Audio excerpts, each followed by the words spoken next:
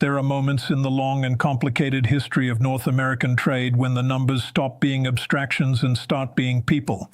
A steelworker in Sault Ste. Marie who drove the same route to the same mill for 22 years, clocking in before dawn, raising a family on a union wage, building a life that looked secure until one morning it wasn't. A young auto technician in Windsor who had just signed a lease on a first apartment, counting on a shift at a plant that went dark without warning.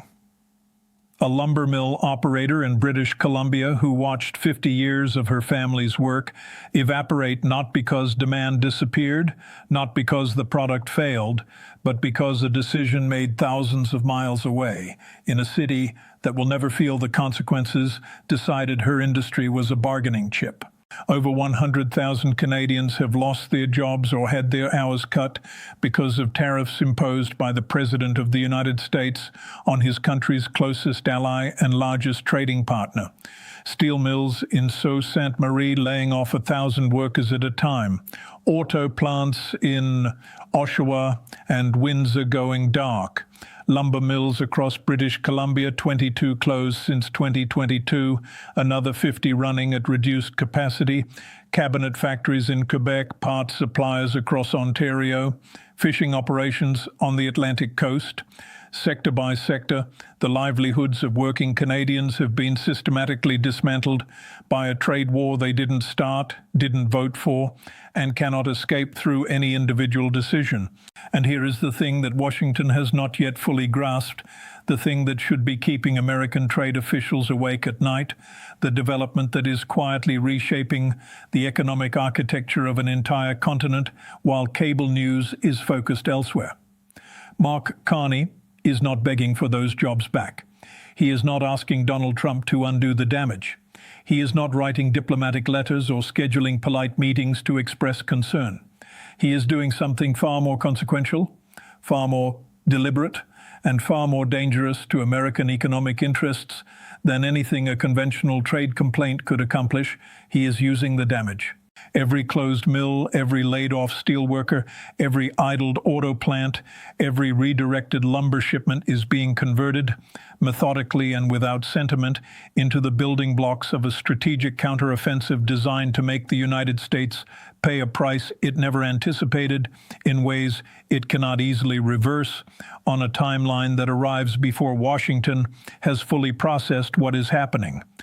This is the story of how a former Goldman Sachs partner and two-time central bank governor turned 100,000 destroyed jobs into the most precisely calibrated economic weapon in the history of North American trade. And it all comes to a head in July. To understand what is being weaponized, you have to see the damage ledger in complete and unsparing detail, because the statistics that follow are not abstractions to be debated in think tanks or dismissed in press briefings. They are families, they are communities, and Mark Carney has not memorized them in order to mourn them. He has memorized them in order to deploy them.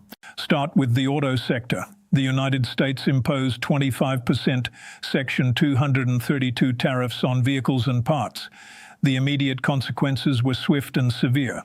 General Motors laid off up to 1,400 and 200 workers at the Oshawa Assembly Facility, one of Canada's most storied manufacturing sites. Stellantis shifted Jeep Compass electric vehicle production away from Brampton and into Illinois, placing 3,000 jobs at immediate risk.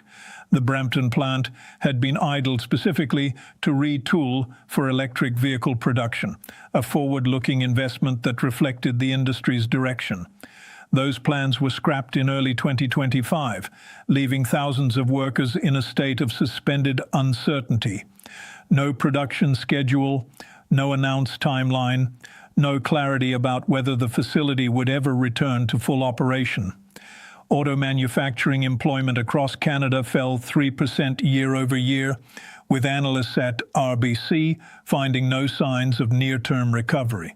Turn to steel. Canadian steel exports to the United States dropped 50% in a single year.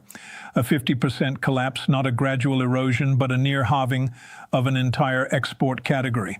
Algoma Steel in Sault Ste. Marie, the country's second largest producer, announced layoffs of upward of 1,000 workers. Catherine Cobden, the chief executive of the Canadian Steel Producers Association, described the situation with the measured precision of someone who has watched an industry being methodically dismantled. Thousands of jobs lost, loss of production, and a significant drop in shipments to the United States, she said. That sentence, spoken by the industry's leading voice, is both a description of damage and, in the hands of a strategic government, a line item in a legal claim. Move to lumber. Softwood lumber production in Canada has declined more than 25% since the first tariff round in 2017. Combined countervailing duties, anti-dumping measures, and the new tariff rates now exceed 40% on Canadian lumber entering the American market. 22 mills have closed since 2022. Another 50 are running at reduced capacity. Forestry and logging employment is down 4%, and the downstream effects have rippled far beyond the mills themselves. Cabinet makers, wood flooring producers, and furniture manufacturers found themselves trapped in a vice, shut out of the American market by tariffs above, and flooded in their domestic market by imports from other countries that were themselves locked out of the United States. These producers have since formed the Canada Wood Products Alliance to press for government protection, a formal industry coalition born entirely out of trade war collateral damage. The aggregate picture, when you step back and look at the full scope, is staggering. Ontario shed 56,600 full-time jobs in a single quarter, the sharpest manufacturing decline the province had seen since 2009 outside the pandemic. The unemployment rate in Windsor and Sarnia hit 10%. Youth unemployment climbed to 14.6%, the highest level since 2010. The Bank of Canada confirmed that goods exports to the United States dropped more than 15% in April 2025 alone. National payroll employment in American dependent industries fell 27,000 in a single year, and 1,499 companies applied for emergency work-sharing programs, specifically to avoid laying off an additional 54,000 workers who would otherwise have been let go. These numbers were created by decisions made in Washington, and Carney has decided with the cool analytical precision of a man who has managed the monetary policy of two countries that they will be paid for in Washington. While Trump was posting on social media, Carney was architecting. The retaliatory tariff structure he constructed was not reactive, not emotional, not designed for political optics. It was engineered for maximum strategic impact on politically sensitive American industries while simultaneously protecting Canadian consumers from self-inflicted pain. The architecture of it reveals the mind behind it, and it is worth understanding in granular detail. Canada maintained counter tariffs on American steel, aluminum, and non-CUSMA compliant automobiles, even after removing 90% of other retaliatory measures in September 2025. The strategic logic was precise and deliberate. Keep tariffs on exactly the sectors where American producers compete directly with Canadian producers.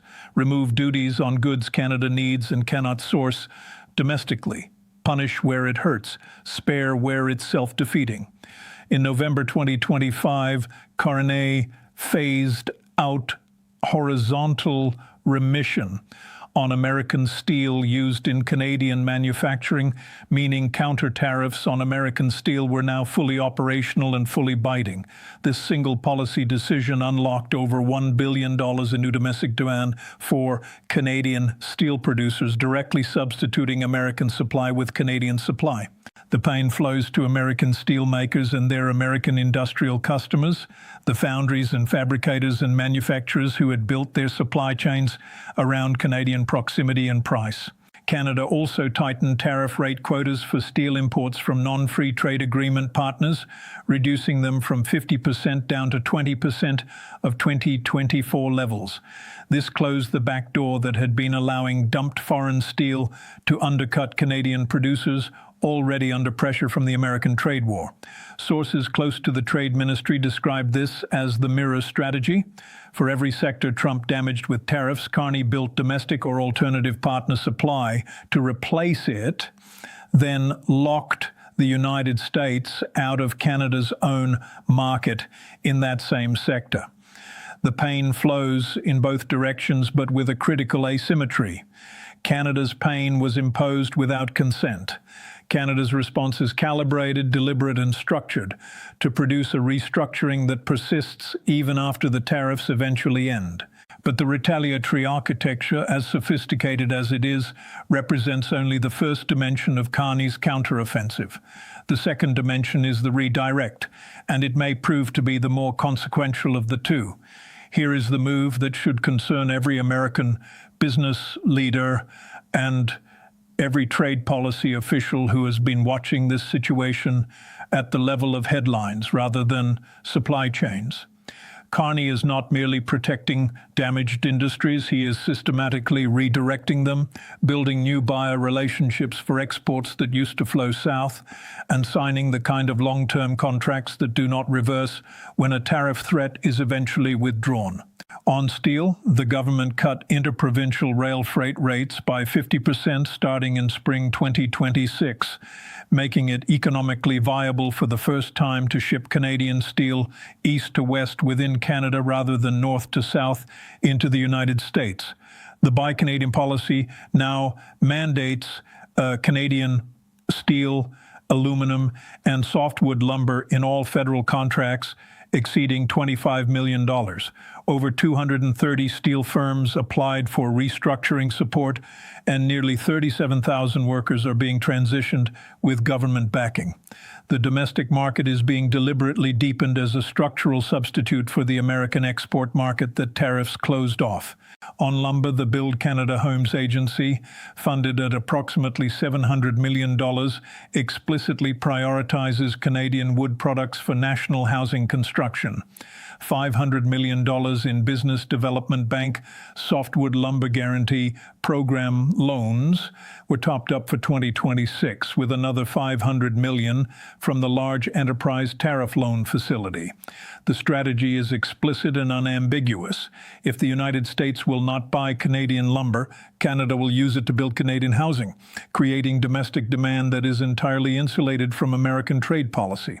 On autos, the agreement with China opened a new manufacturing channel.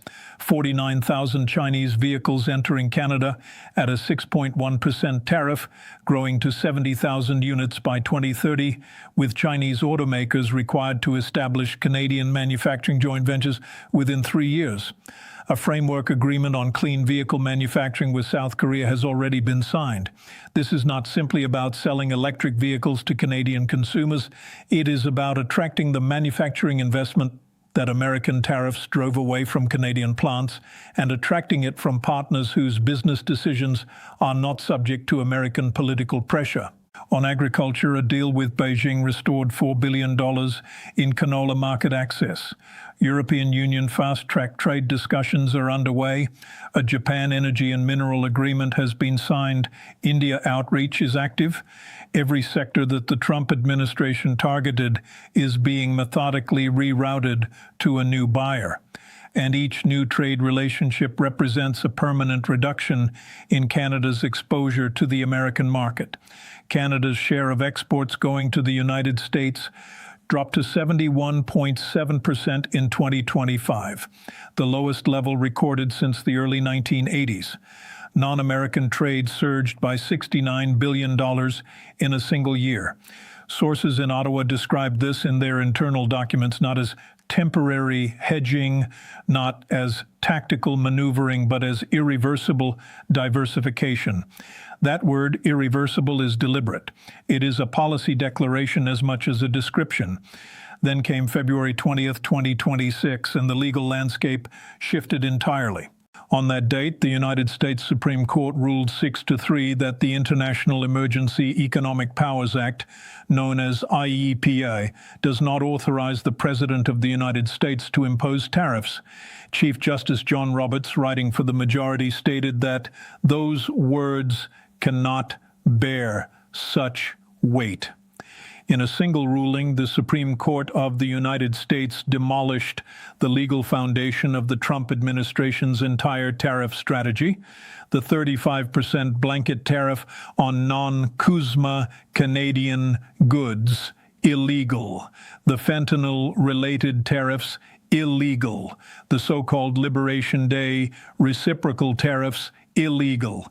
The legal architecture that had destroyed over 100,000 Canadian jobs was struck down, not by a Canadian court, not by an international tribunal, but by America's own highest judicial authority. Canada did not have to fight for this ruling. It did not have to argue the case before the court. The American judicial system delivered a legal weapon to Ottawa on February 20th and asked for nothing in return. The Trump administration responded by replacing IEEPA tariffs with Section 122 tariffs, capped at 15% and set to expire in 150 days. Those replacement tariffs are already facing legal challenges from 24 state attorneys general. Section 301 investigations are underway against 15 countries, but they take months to complete and face their own distinct legal vulnerabilities. The replacement weapons are weaker. The legal ground beneath them is considerably shakier, and Canada's legal team is taking careful notes on every development. For the CUSMA review scheduled for July 1st, 2026, the Supreme Court ruling is not merely significant, it is transformative in a specific and documented way. Canada can now argue, with the explicit backing of the United States' own highest court, that the tariffs which destroyed over 100,000 Canadian jobs were illegal from the very first day they were imposed, not unfair, not disproportionate, not politically controversial, illegal. And illegal acts that cause documented measurable economic harm create documented legal claims under international trade law. Sources close to Canada's CUSMA negotiating team indicate they are constructing what they describe as a damages ledger, a comprehensive accounting of every job lost, every mill closed, every shipment blocked, and every investment cancelled under tariffs that the Supreme Court has now ruled were unauthorized exercises of executive power. The legal mechanism they are exploring is CUSMA's nullification and impairment provisions, the dispute resolution pathway that allows a signatory party to seek compensation when another party's actions have undermined the agreement's intended benefits. Canada may walk into the July review, not requesting concessions but demanding reparations, and the legal foundation beneath that demand is, as of February 20th, 2026, solid granite. To understand why the CUSMA Joint Review represents such a pivotal moment, it helps to understand what the agreement actually requires. Under Article 34.7, all three parties, the United States, Canada, and Mexico, are required to assess the agreement's performance and determine whether to extend it for another 16 years through 2042 or allow it to expire. The Trump administration has signaled its intention to use the review as leverage, pressing for concessions on auto rules of origin, agricultural market access, and restrictions on Chinese investment in Canadian manufacturing. The fundamental problem with that approach is that every piece of leverage Washington thought it possessed entering that negotiating room is either gone or dramatically diminished. IEEPA tariffs have been struck down as illegal by the Supreme Court. Section 232 tariffs remain in place, but face escalating legal challenges.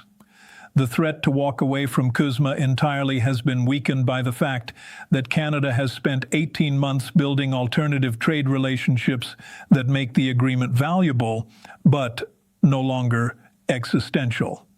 A country that has demonstrated it can redirect $69 billion in trade to non-American markets in a single year is not a country that can be effectively coerced with the threat of losing American market access. That threat carried real weight in 2018. In 2026, it carries considerably less. Canada enters the July review with a negotiating position that simply did not exist 12 months ago. Signed trade partnerships with China, the European Union, Japan, South Korea, India, the United Kingdom, and Norway. A Supreme Court ruling declaring the primary tariff instrument illegal. A damages ledger documenting over 100,000 jobs lost to those now illegal tariffs.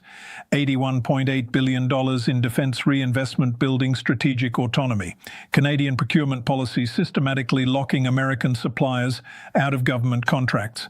And 70% or higher public support for trade diversification, a political consensus that crosses party lines and critically survives changes in government. The Trump administration enters the same room carrying a trade representative who described Canada's China electric vehicle deal as problematic. On the same morning, the president called it a good thing, suggesting internal incoherence on the very issues the review will center on. A tariff strategy that has been ruled illegal by the nation's own Supreme Court. Allies who declined to participate in American naval operations in the Strait of Hormuz. A CUSMA agreement the president once publicly dismissed as irrelevant. And a pattern of social media posts referring to the former governor of the Bank of Canada and the Bank of England, a man with decades of elite international financial experience, by the diminutive title of governor, as though he were a colonial administrator awaiting instruction. Economic modeling firms have mapped 3 scenarios for the July review's aftermath. The base case envisions renewed tariff damage that Canada absorbs through its diversification architecture while continuing to negotiate. The adverse scenario sees exemptions eliminated by 2027, with deeper supply chain disruption and prolonged economic adjustment on both sides of the border. The catastrophic scenario involves full bilateral trade collapse, with trade contracting 20 to 30%, integrated supply chains unraveling, and lasting structural damage to both economies. Oxford Economics has warned explicitly that losing CUSMA exemptions would cause what it describes as longer-term scarring, with the size of both economies remaining permanently lower for several years. That warning applies with equal force to the United States and to Canada. 36 American states count Canada as their single largest export destination. $3.6 billion crosses the Canada-United States border every single day. 60% of American crude oil imports originate in Canada. If CUSMA collapses or is substantially degraded, the damage does not stay north of the border. It lands in Michigan, in Ohio, in Texas, in Minnesota, in Montana, in every border state whose economy has been wired into Canadian supply chains and Canadian energy for decades. The auto plants of the American Midwest that depend on Canadian-made parts crossing the border multiple times during a single vehicle's assembly would face cost structures that General Motors itself has estimated could reach $3 to $4 billion in additional tariff costs for 2026 alone, and that estimate is a floor, not a ceiling. Those costs do not remain on corporate balance sheets. They become the price of the next vehicle a family buys, or they become a layoff notice at the plant where that vehicle was assembled. For Canadian workers in tariff-affected sectors, the government's message has been explicit and structured. Employment insurance enhancements run through October 2026, with waived waiting periods and additional weeks for long-tenure workers. Work-sharing programs are covering 54,000 workers, allowing companies to reduce hours rather than eliminate positions entirely. The worker retention grant tops up income during retraining periods. Ottawa's posture, communicated clearly through policy and through rhetoric, is that the old relationship is not returning on the old terms. The government is paying workers to transition because transition, not restoration, is the strategic objective. Political analysts who have followed Mark Carney's career across 2 central banks and now into elected office note a consistent characteristic in his decision-making. He does not do emotion, he does math. When he was managing monetary policy at the Bank of Canada during the 2008 financial crisis, or navigating the Bank of England through the uncertainty of Brexit, his defining quality was the capacity to assess a situation with analytical detachment and build a response calibrated to outcomes rather than feelings. What observers are watching in 2025 and 2026 is that same quality applied to a geopolitical trade confrontation, and it is producing results that are, depending on your perspective, either impressively strategic or deeply unsettling. The counteroffensive can be read two ways simultaneously, and both readings are true at the same time. The first reading is revenge. Every policy calibrated to punish the United States for damage inflicted, counter-tariffs hurting American steel producers, Canadian procurement policies systematically locking out American suppliers, trade deals replacing American buyers with Asian and European counterparts, a damages ledger converting illegal tariffs into legal claims, a CUSMA strategy arriving in July with a demand rather than a request. Compensate us for what you did, or face a restructured trade relationship that you will not prefer. Systematic, cold, and precisely targeted. The second reading is survival. Canada had no meaningful alternative. When your largest trading partner imposes tariffs that your own courts later rule were illegal from the start, calls your prime minister a colonial governor in public statements, and 100,000 of your citizens lose their livelihoods as a direct consequence of policies they had no say in, you do not wait indefinitely for the behavior to change. You build a new house, you find new customers, you reduce exposure to a partner that has demonstrated it treats trade agreements as suggestions and allies as leverage. The diversification on this reading is not revenge. It is the rational response of a sovereign nation that has concluded it cannot rely on Washington to behave like a predictable actor governed by rules it helped create. The truth is probably both readings are accurate simultaneously. They are the same strategy viewed from opposite sides of a border. The revenge and the survival converge in the same set of policy decisions. And the critical question for the months ahead is not which interpretation is correct. The critical question is whether Washington has understood that the bill for 100,000 destroyed jobs is coming due in July, that the Supreme Court has validated the legal foundation of that bill, and that the country presenting it has spent 18 months systematically constructing a world that does not need the United States the way it once did. The CUSMA Joint Review is scheduled for July 1st, 2026. The damages ledger grows with each passing week. The counter-tariff architecture is operational, the trade redirect is underway, and by Ottawa's own explicit characterization, irreversible. The Supreme Court ruling of February 20th has transformed a diplomatic argument into a legal one. The $69 billion pivot to non-American markets has transformed an economic dependence into an economic option. What Washington offers in that room in July, against all of that, against a damages ledger backed by the rulings of its own Supreme Court, against a negotiating partner that has signed trade agreements on 3 continents, against a political leadership that enjoys 70% domestic support for the path it is already walking, will determine whether the restructuring of North American trade is merely substantial or whether it becomes permanent in ways no future administration can undo. 100,000 jobs were destroyed to create the conditions for this moment. They were destroyed by decisions made in Washington, ratified as illegal by Washington's own judiciary, and documented in a ledger that now sits on the desk of a central banker turned prime minister who has built his entire strategic architecture around a single austere proposition. If you break it, you pay for it. The bill is coming, and July is very close.